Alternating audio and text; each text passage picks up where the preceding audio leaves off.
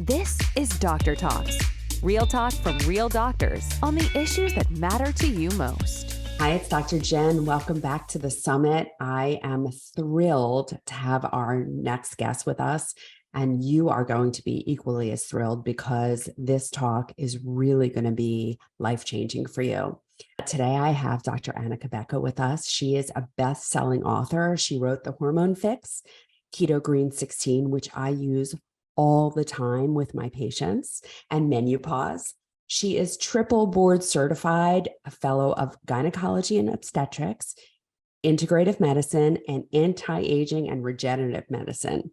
She holds special certifications in functional medicine, sexual health, bioidentical hormone replacement, and she is here today to talk to us about how you regain intimacy and sexuality after a breast cancer diagnosis.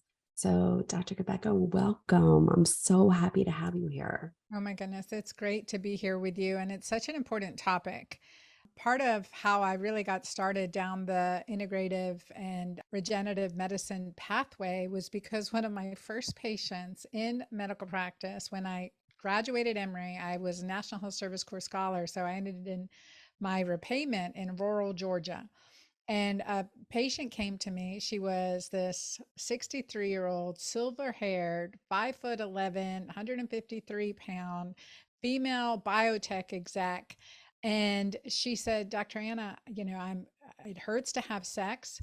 Dry. I had a DCIS diagnosis, so ductal carcinoma, ductal cancer in Ductal carcinoma in situ. ductal Yeah. carcinoma in situ. That's why we Yeah. use abbreviations, DCIS.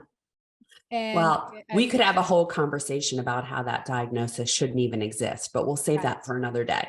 Right. And the fear that's associated with the diagnosis. And her physicians at Emory, this is back in the 1990s, her physicians at Emory said you can't have any estrogen, basically this, progressed to cancer and we're treating you like a cancer patient. And she's like, Dr. Ann, I'd rather die than live this way. I'm a woman of the 60s. I love my husband. I can't have sex with him. I'd rather die. And I'm like, okay, shoot, I'm like fresh out of Emory thinking I trained at the ivory tower of medicine, and here, what's in my doctor's bag? And Jen, you know how it is. I looked in my doctor's bag and there was nothing in there basically. And so I went to the research because I was a researcher before I went to into medicine and biomedical researcher. So I dug into the research and I learned about testosterone and DHEA and vaginal estrogen and topical versus oral and the safety profiles in women who have had breast cancer and the studies that were done in models of breast cancer. And it could say very safely with consenting her that this is what we want. This is an option for her. And she said, I'm 1,000% in. I'll sign anything you want me to sign for consent. And that's how I got into using DHEA and testosterone and topical versus oral and bioidentical hormones versus synthetic hormones. So that's, or body identical as our board wants us to call it now. Yeah. So let me ask you something, because this was in the beginning of your career, right? Yeah. So first of all, I'm a firm believer in that there are no accidents, right? And so that person was put in front of you in order to shape your career. But how has it shaped your career? Because, most physicians would see a person in front of them with a history of breast cancer and listen to the rhetoric, which is that is an absolute contraindication to any hormone support.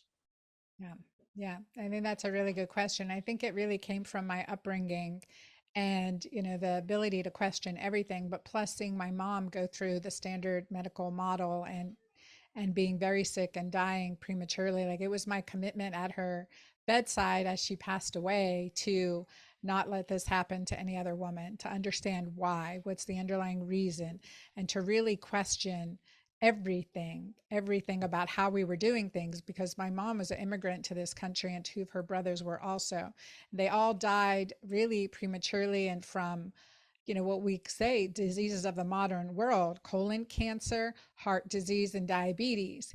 And compared to her siblings that outlived her in a war-torn area of the world. So I started really questioning everything that I was being taught, or started looking at what's the underlying reasons, what's the mechanism of action, what's the basic physiology behind this drug, behind this intervention. And, and I made a few wrong turns along the way and got corrected a few times in my own health journey where I was in crisis and really had to reevaluate everything again that I'd learned. So I think that I was also think part it's of that. very hard to be your own physician. Yeah. It really is, because you usually put yourself as the very last priority and you're not looking at it with the same clarity that someone else is. Oh my gosh, we could talk about that now. I'm like ready to go on a trip to Mexico and have a reset, like practice what I preach, Yeah. like take Yeah. some time and put your feet up and walk in the ocean. Yeah. So, but that is, I mean, that's a big part Not of too far in healing. the ocean. Not too You far. can walk in the ocean, but not too far. Not too far. Yeah, yeah. Everything in perspective. But so true, right? It's so true. It's Mhm. like what leads us down this path, and what's the next right step? And always thinking, what's the next right step? Or, I think that's it for one of the things too, Jen, is I've seen, because I listened to my mom as she went through her health journey, and things that were against her culture and against her practice that she was being told to do, and versus the traditional Mhm. and so I started really understanding, as I treated thousands of patients, thousands of women, is that women have intuition. Tremendous. We, as physicians, when we go to be a physician, we have tremendous amount of intuition and a Mhm. sixth sense that guides us in this journey, that guides us to order the right test, that guides us with the time and space to do so, to really make the best intervention collaboratively with our patients. Our intuition, listening to a woman's intuition, a woman knows, if she listens to her heart, to her spirit, she knows there's something going on. There's Yeah. something we're doing that's not benefiting us. And I think there's a piece of that has to be in collaboration, because our fears can mislead us. But I think that's one of the things I've learned along this way. Like that, my patient Doran, who had come into my practice saying that I'd rather die than live this way. Her intuition was, look, there's an answer here. You can't just tell me I'm going to shrivel up and die and that's it. I have to accept Yeah. that and have no sex for the rest of my life. You can't just tell me that that's going to be okay. Yeah. There's It's got to be a terrible. better way. And plus, when you have this diagnosis of breast cancer, and I've treated many, I became a referral center because, again, Southeast Georgia, not many subspecialties, but I became a referral. I mean, I saw women from all over the world with that diagnosis, because no one was asking what caused your cancer. No one was looking at how do we create bodies resilient to cancer. And when I'd see patients come in for their first consult and I do a blood work, and for example, their vitamin D level would be 11 or 13. I'm like, for me, that is malpractice. That is just obscene. And I still see it today. Women who have had breast cancer allowed to have not even checked or evaluated or monitoring their vitamin D levels or They're DHEAS they're levels. not checking them. They're not They're not checking them, checking them. and or doing surgery at the time when progesterone's the highest in our reproductive age breast cancers. And so this is research that's been around for a really long time now. And Yeah. so you have to question. Well, there's absolutely no timing of surgery around reproductive cycle. None. It And doesn't there happen. should be. And I'm as guilty of it as anyone, in that in the 17 years that I practiced, and I was the first fellowship trained breast surgeon in Philadelphia, this was never discussed. Never, ever, ever, ever, ever. Wait, Jen, I didn't know you were in Philadelphia. I grew up in Doylestown. Oh, you're kidding me. That's Hmm. so funny. Yeah, yeah, yeah. I've Yeah, lived here all my life, I did sadly. college at Ursinus College, did Oh, graduate yeah. work in DC and at Temple. And yeah, yeah, so cool. Wow. Now I'm in Wow. Dallas, Texas. So There you go. I love Dallas. Such a great place. Okay, so you have this experience very early on in your career, and you basically review the research, because the research is out there. I have no idea why no one taps into it. But quite frankly, we trained with this dogma that estrogen causes breast cancer. So I would really like you, as a triple board certified physician and women's health expert and advocate, can you please respond to that statement? And I think this is where, like I say, that statement itself is misogynistic, right? Mhm. It's so anti-woman. That statement is like, oh, estrogen's evil. It's really demonizing femininity, in my opinion. So I call it misogynistic. And the reason is it's not the estrogen causing the breast cancer, it's the hormone disruptors.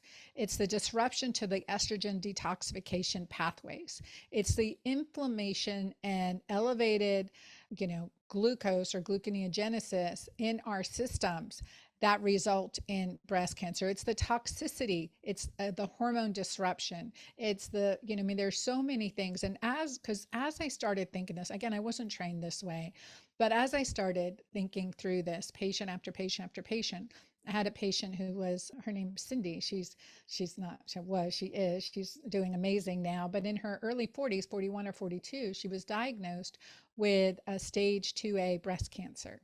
And she underwent surgery and chemo and the run. And when I saw her several years, she was 47 when I saw her. So several years after her diagnosis, she'd be done. She was completely finished with her chemo and et cetera. And she's just like, I'm just waiting for the next shoe to drop, basically. When's the next diagnosis? And I said, well, let's see what caused. I mean, what did your doctor say? I was so naive. What did your doctor say caused your breast cancer? And like, they didn't say anything caused my breast cancer.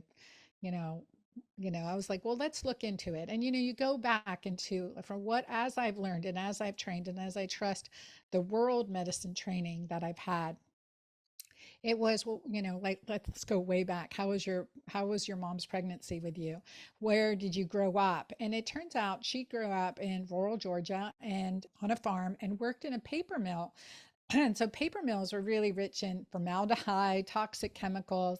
And for the entire year she worked there, she had gastroenteritis, she had diarrhea, irritable bowel syndrome, and it started. She'd also had 20 years of birth control pills. Now, birth control pills are not bioidentical by any means, they're hormone disruptors. 20 years of birth control.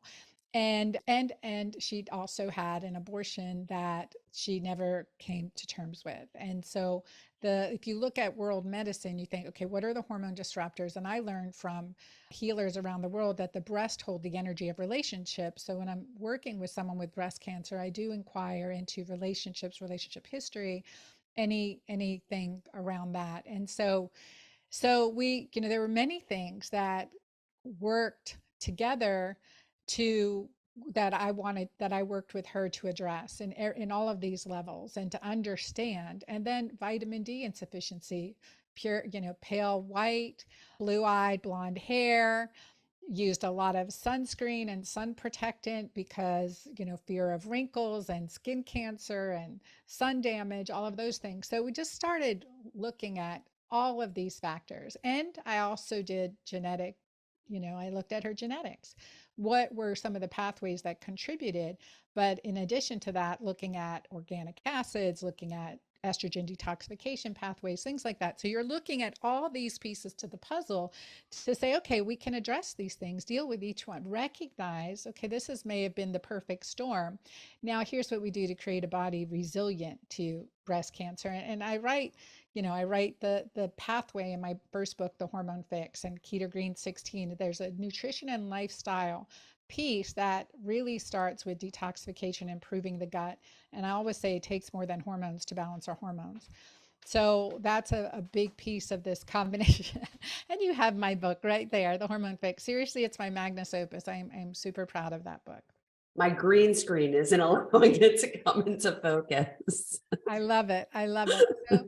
So I think that looking at, and now, gosh, I mean, she's beautiful. She's now in her 60s, mid 60s, and just doing amazing. So the intervention, the food plan, the nutrition, the supplement plan, the hormone plan, that's all part of her regimen, is there to sustain her and create a body resistant, right? Yeah. So Inhospitable it's to clearly cancer. so important to ask the why, right? Yeah. So And the why is there when you take the time and you go back and you look, you can find the drivers. yeah. But unfortunately, in the traditional medical system, not only are they not taking the time, but they're not even acknowledging that there could be etiologies. They Yes. call breast cancer multifactorial, and they kind of leave it at that like ambiguous goo that no one knows what to do with, right? I, Way too, just sorry, Jen, yeah, just thinking about that with this, it's never back to your original question. I went on a huge tangent, but it's never your body's own natural estrogen as the cause.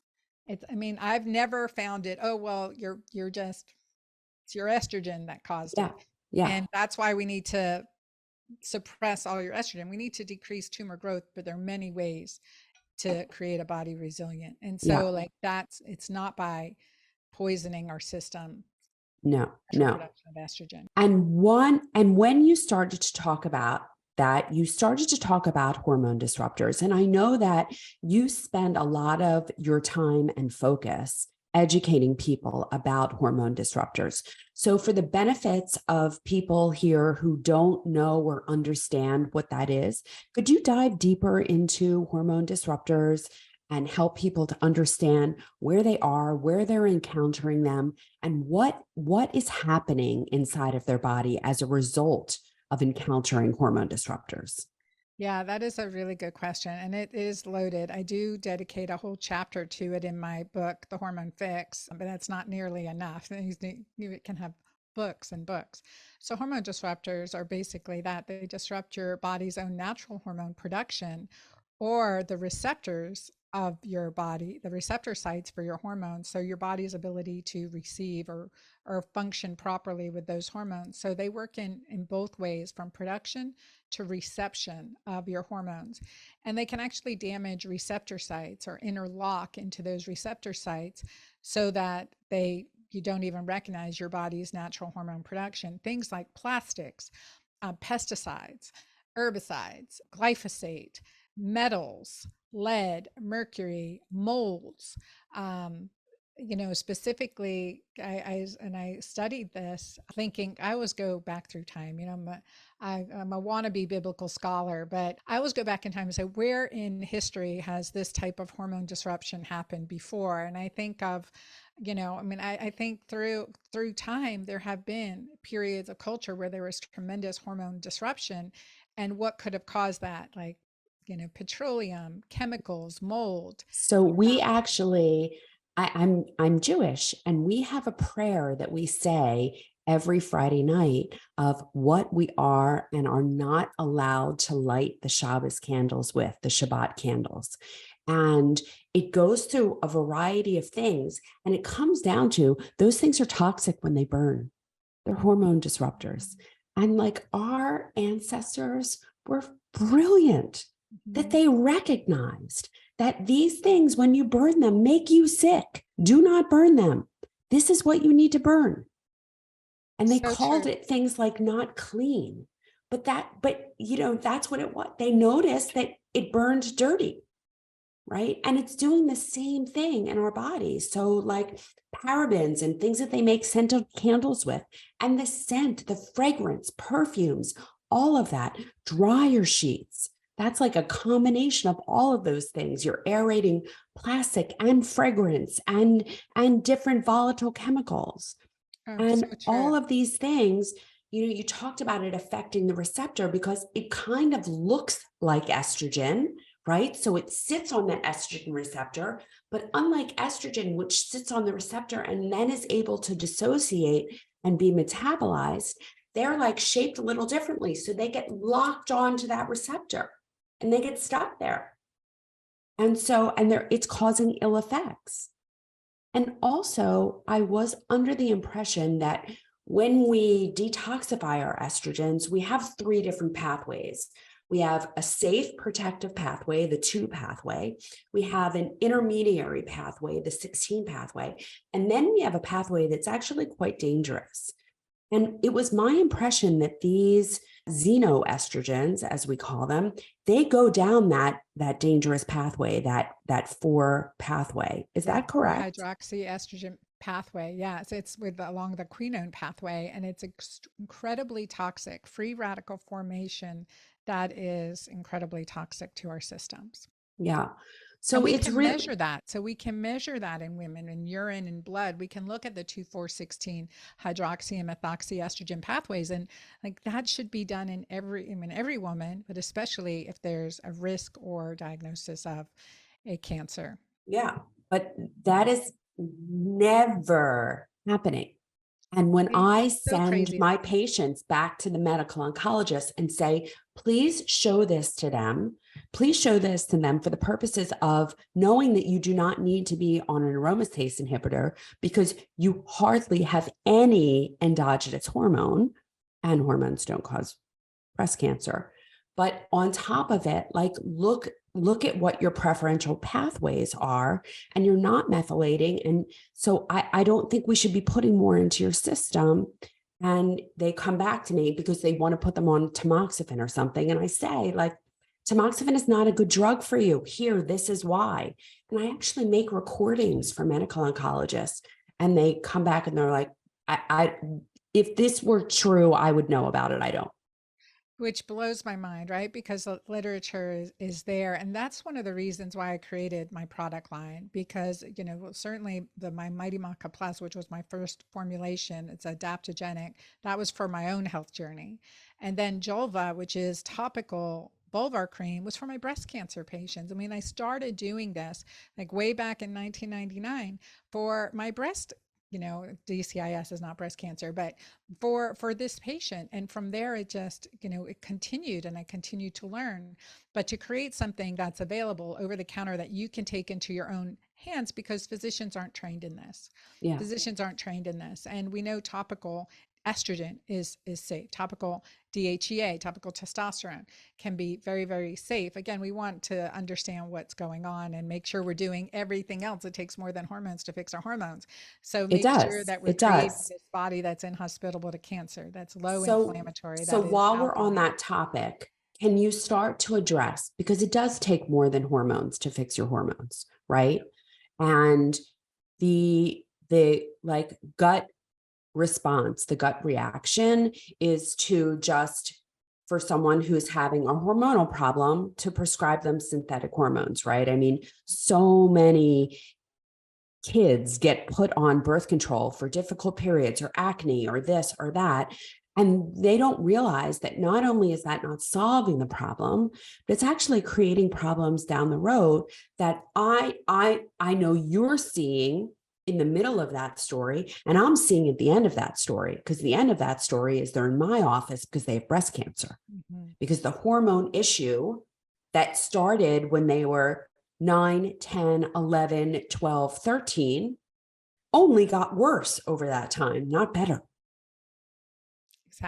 Exactly. So like I would say that, like suppressing a woman's puberty is, I mean, that makes no sense. There's nothing good can come out of that. And nor should we suppress a woman's menopause. Like there's optimization, I say hormone replenishment. And again, it's multifactorial, because either way, it doesn't lead to a good outcome. So you really want to optimize our body's own natural, number one, detoxification. Heal the gut, you heal the hormones. I mean, that is pretty well established. And certainly in Mm-hmm. my clinical base, I mean, I love talking to you about this, Jen, because as a surgeon in gynecology, I mean, I used to do 2 to 3 surgeries a week. When I learned this stuff, when I worked with diet, nutrition, supplements, I needed to do 2 to 3 major surgeries a year. So that's the difference. That's the difference in empowering the body to heal itself.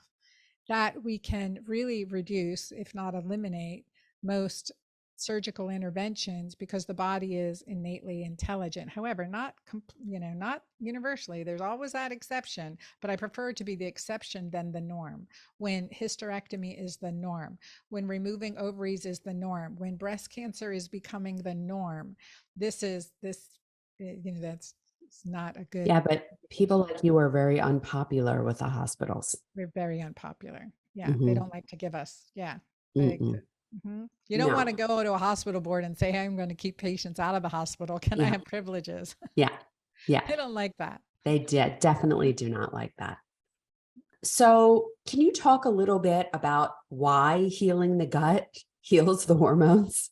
Yeah. Well, Because I think that that's a really difficult concept for most people to understand because they don't connect the two at all. so this is where I really want people to do their own little experiment because, one of my first programs that I did, I've since retired it since I elevated into the Hormone Fix, but I called it Women's Restoration. And I would say, healthy, really a healthy mind for a healthy body. Nutrition is key, and digestion for a good digestion for a healthy complexion, right? And so this is the experiment. You're doing the 10-day keto-green detox in my book, The Hormone Fix, or any of my plans that, and healing the gut in just 10 days, or, following a clean detox, you will see your skin improve. It will feel better. It will feel cleaner. So you can just feel inflammation is lower. And when it comes down to it, inflammation, adrenal dysfunction, and hormone imbalance are the three causes to all diseases. That is the devil's pitchfork that will dig our grave faster than anything. And so addressing those issues, so healthy digestion for a glowing complexion, that's one thing. And it's really nice to see, you can see the change, you can Mm-hmm. feel the change. And that's important for everyone to understand. And working with patients, I'd tell them, I want you to do my detox. At that point, it was a 21-day detox. I'm like, okay, do my 21-day detox. And I'd had resistance. And one of my young patients, she was in her 30s, and she'd had PMS and anxiety issues. And finally, after 2 years of coming to see me, she's like, okay, I'm going to do it. I feel terrible. And she goes, oh my God, I didn't realize how bad I was feeling till I started feeling good again. And I'll never forget her comment and her, just like, her energy and her aura that was around her at that follow-up visit, because she was lit up. She was energized. She was loving life again, loving her family. And that's the power of healing the gut to balance our hormones. And as we've learned through our evolution, where we had put so much on the genetic code, and breaking the genetic code, realize, gosh, it's really not the whole thing. It's the microbiome, it's the bacteria in our throughout our body that is part of this hormone balancing physiology. It's this synergy, the symbiotic relationship that we have with our bacteria that keeps us healthy. And that's a tremendous part of what's happening in our gut. And we know that we have the estrobolome, the metabolome. So we have bacteria that help us with estrogen detoxification. We have bacteria that help us with our metabolism, and so keeping that gut healthy is key. And we know that way back to Hippocrates. Healing begins in the gut. Yeah, that's exactly right.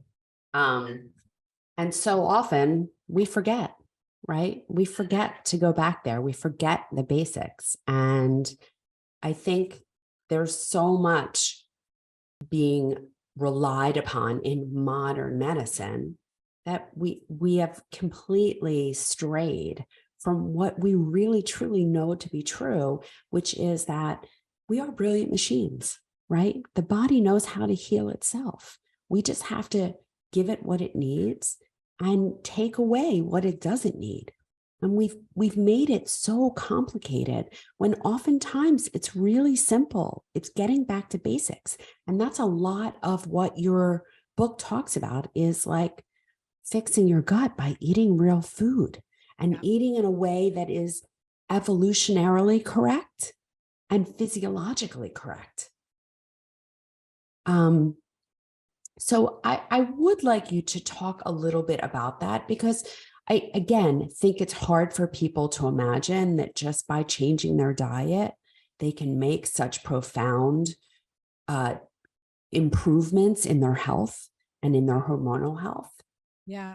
And it should say that should be our first step, right? Where it's often the last step for people. It's after the diagnosis, they start, making changes or feeling motivated to make changes. So I want people to recognize that, whether, anywhere you are on your journey, it's like the time. And I would say that what I call keto green, the keto green way, it's a nutrition and lifestyle plan that is not just a good idea in perimenopause and menopause, it's mandatory.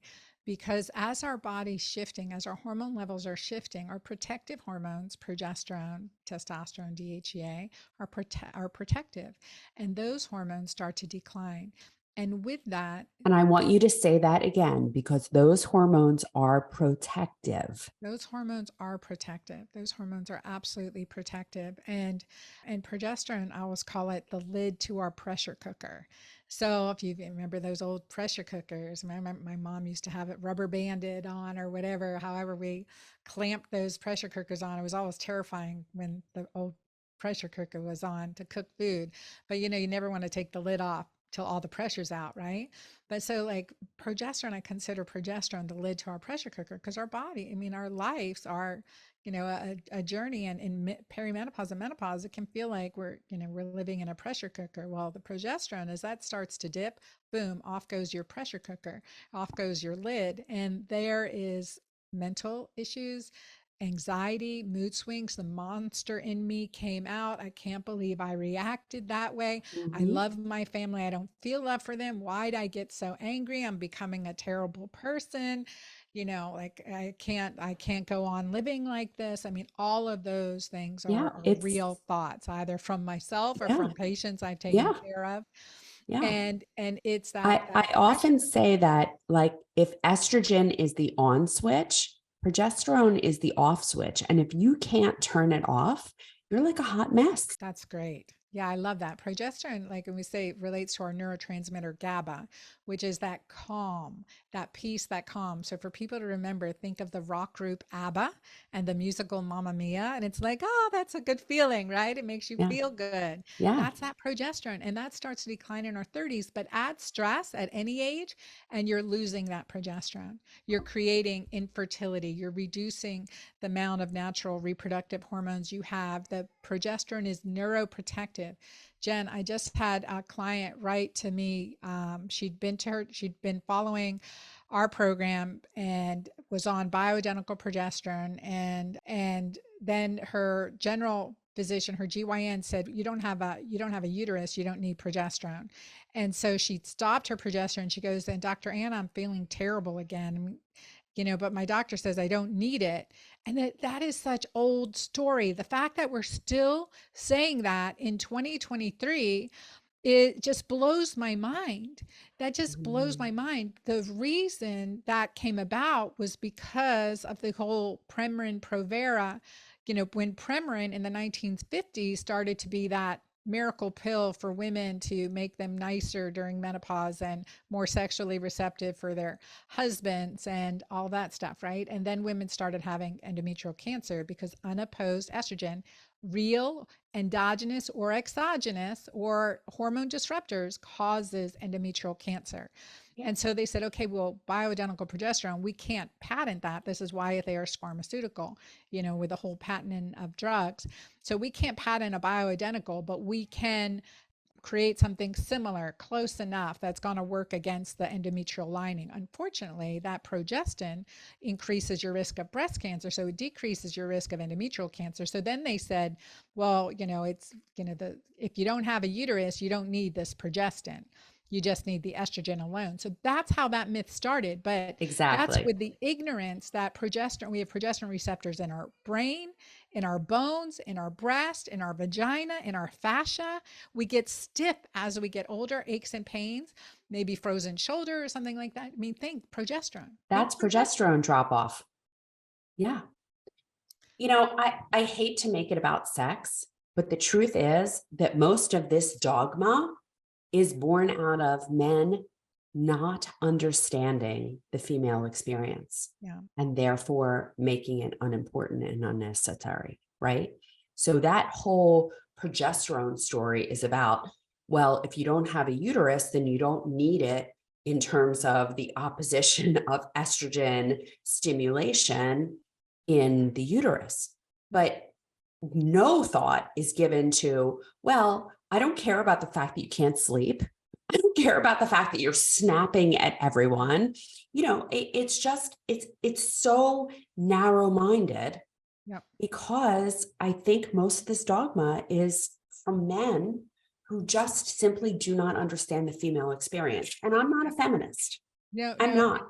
And there are certainly exceptions. And I always think, like, I'm thankful for the work of John Lee, MD, who did his work on, what your doctor won't tell you about progesterone. I'm thankful for the work of Dr. Christiane Northrup, a pioneer and trailblazer in the field of body's wisdom, women's wisdom, and, so many good people. But I would also say that as an obstetrician, and delivering maybe 500, maybe a few hundred babies before I gave birth to my own, as good as a male physician can be, he will never understand what it's like to go through childbirth. Doesn't matter how many babies you deliver, you will never understand how it goes through. And I'm thankful for women now that are physicians that are going through menopause and are saying, oh my gosh, if what I have been teaching and what I've been Yeah. saying isn't Yeah. working, there's got to be a better way.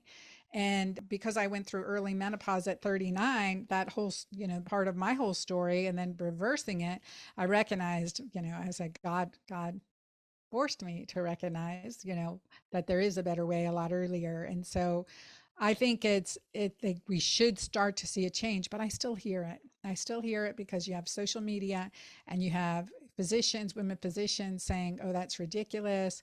You don't need progesterone if you don't have a uterus. I'm like, go through menopause and Yeah. try and just Well, try it. and listen, there are also people like Susan Love who, God bless her, and she's done a lot of wonderful things for a lot of people, but her attitude is menopause is a blessing. And menopause is not a blessing.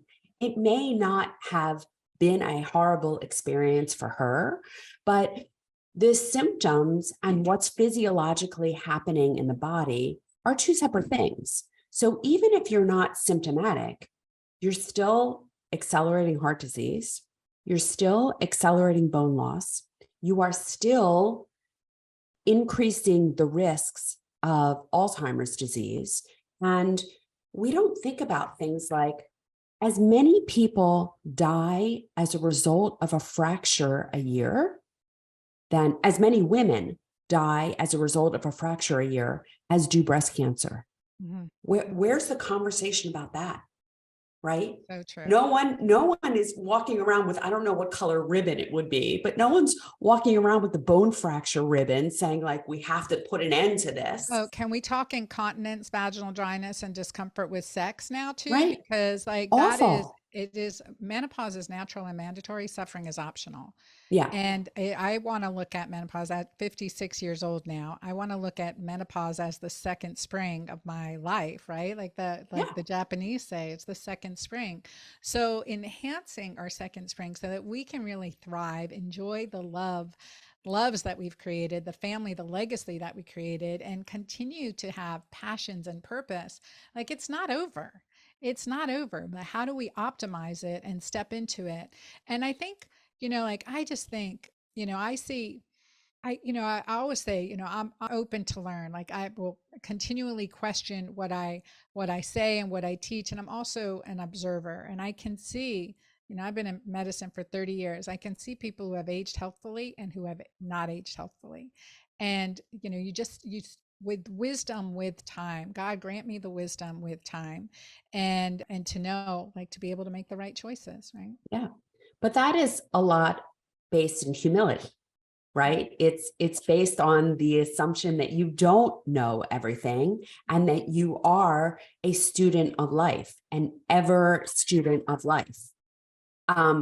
So I think that is a great time to transition to one of the things that you talk about all the time, which is mastering your most important hormone. Yes. So as we enter the spring of life, what is that hormone, and what should we be thinking about? Oh my gosh, I want everyone to write down the word oxyplay, oxyplay, OXYPLAY, right? Oxyplay. And that is the process to increase the most important hormone of our life, and that is the hormone oxytocin. Oxytocin is the hormone of longevity, of connection, of love. It is an anti-aging hormone. It is an alkalizing hormone. It is a resilience hormone, a first line of defense hormone. And so So oxytocin, not to be confused with oxycodone, which is a pain reliever.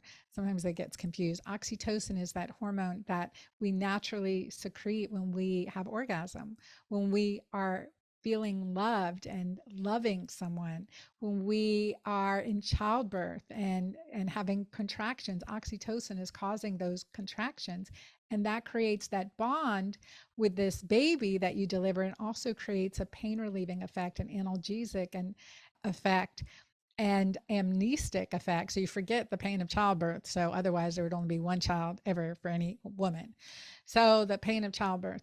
And so that's the benefits of oxytocin throughout our age. It is like, and I know this from my own experience with trauma and PTSD and losing our child at a young age and traumatically going through grief and you know beyond explanation, that the stress, PTSD, chronic everyday stress and traumatic stress, creates that physiologic imbalance between the stress hormone cortisol and the most important hormone of our body, oxytocin. So when we go through an experience like that, that's why increases in divorce rate. You can say, well, it's because of the trauma, but it's also the physiology of trauma, that you're disconnected from the person that you love the most.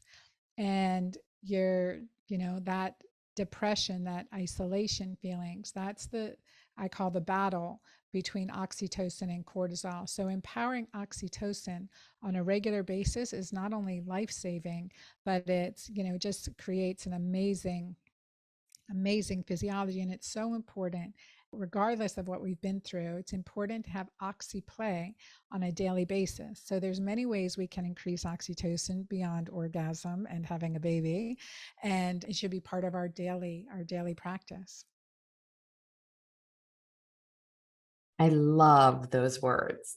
I love those words. And I think that, we often dismiss that. We get lost in daily life and we dismiss the importance of that hormonal health, of that connection. And we only really get that stimulus that from the connection.